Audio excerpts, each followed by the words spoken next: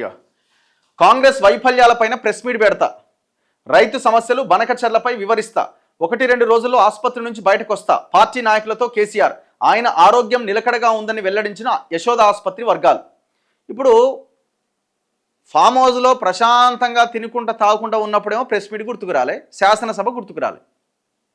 హాస్పిటల్కి రాగానే ప్రజల్లో దీని ద్వారా ఏమైనా సింపతి వస్తుందేమో అని ఇప్పుడు నేను హాస్పిటల్ నుంచే ప్రకటిస్తున్నాను, నేను ప్రెస్ మీట్ పెడతాను. ఎందుకు ఇప్పుడు ప్రెస్ మీట్ అంటున్నాడు? సానుభూతి ఒకటి, రెండోది ఏంది, ఇప్పుడు ఆయన అనుకోవాలి జనం, అబ్బా హాస్పిటల్లో ఉన్నా కూడా ఎంత గొప్పగా పనిచేస్తున్నాడు. నిన్న ఫోటో వచ్చింది, ఆయన ఆ నాయకులందరినీ పెట్టుకున్నట్టు రివ్యూ చేస్తున్నాడట. ఎందుకు ఈ డ్రామాలు ఇవన్నీ? చేతకాని పనులు ఎందుకు చేయాలా? మంచిగున్నప్పుడు మీరు ప్రెస్ మీట్లు పెట్టవచ్చు కదా, మంచిగున్నప్పుడు శాసనసభకి రావచ్చు కదా. 10 ఏళ్ళుగా ముఖ్యమంత్రి చేశారు, ఈ ప్రభుత్వం సరిగ్గా పనిచేస్తలేదని మీరు అనుకుంటున్నారు, మరి ఎండగట్టాలి కదా జనాల్లోకి వచ్చి. ఒక్క పోరాటం ఉందా మీరు చేసింది ఇంతవరకు? శాసనసభ కన్నా వచ్చినావా? ఇప్పుడు ఏంది, లోకల్ బాడీ ఎలక్షన్స్ ఉన్నాయి, అలా 5వ 10వ సీట్లు రావాలంటే ఇప్పుడు జూబ్లీహిల్స్ బై ఎలక్షన్ ఉంది, ఇప్పుడు మరి రావాలి కదా. ఇప్పుడు వస్తాడు ఇక, ఇప్పుడు వచ్చి యుద్ధం అంటాడు. ఎందుకు? ఎలక్షన్స్ ఉన్నాయి కాబట్టి. నువ్వు పవర్లో ఉన్నప్పుడు ఎలక్షన్లకు ముందే కనిపించినావు, అది ప్రతిపక్షంలో ఉన్నప్పుడు కూడా ఎలక్షన్లు అప్పుడే బయటకు వస్తున్నావు. ఇక మీ అవసరం ఏమున్నది తెలంగాణ రాష్ట్రానికి? అందుకే మీ అవసరం లేదు.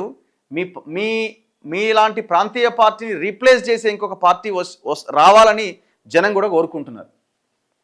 యశోద దవాఖానాలో శుక్రవారం తనను కలవడానికి వచ్చిన పార్టీ నాయకులతో సమావేశమైన బీఆర్ఎస్ అధినేత కేసీఆర్ అట. ఇది ఆసుపత్రి లేకపోతే పార్టీ ఆఫీసా? ఈ ఆసుపత్రి ఇప్పుడు అంత బాగానే ఉండిపోయిందా లేకపోతే నిజంగానే జ్వరం వచ్చిందా? ఇప్పుడు ఎలక్షన్లకు ముందు ఇదేంది అని నాకు అర్థం కాదు. ఇప్పుడు ఫామ్ హౌస్లో ఉన్నప్పుడు ఇట్లాంటి మీటింగ్లు ఫోటోలు ఏం రాలేదే పెద్దగా.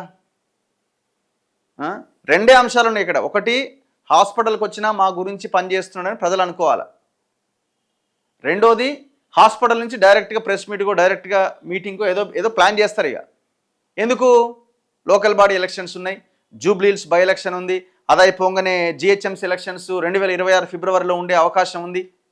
ఇవన్నీ వరుస ఎలక్షన్స్ ఉన్నాయి కాబట్టి ఇప్పుడు ఏదో ఒక హడావుడి ఒక డ్రామా క్రియేట్ చేయాలి, జరుగుతున్నది. అది మీరు ఎన్ని చేసినా, తలకాయ కింద పెట్టి కాళ్ళు పైకి పెట్టినా మీ పని అయిపోయింది. మీ పార్టీని రీప్లేస్ చేసే ఇంకొక ప్రాంతీయ పార్టీ అవసరాన్ని తెలంగాణ ప్రజలు గుర్తించారు ఆల్రెడీ. నీటి వాటాల సంగతి తేలుస్తారట, తెలంగాణ జల హక్కులపైన వాస్తవాలు బయట పెడతారట. ఓర్ నాయన, 1-2 రోజుల్లో మీడియా ముందుకు వస్తారట. ఏం బయట పెడతావు? కాళేశ్వరం అవినీతి బయట పెడతావా? జగన్మోహన్ రెడ్డి సంగమేశ్వరం కట్టడానికి రోజా ఇంట్లో రోయల పులుసు తిన్నదా విషయాన్ని మరోసారి గుర్తు చేస్తావా?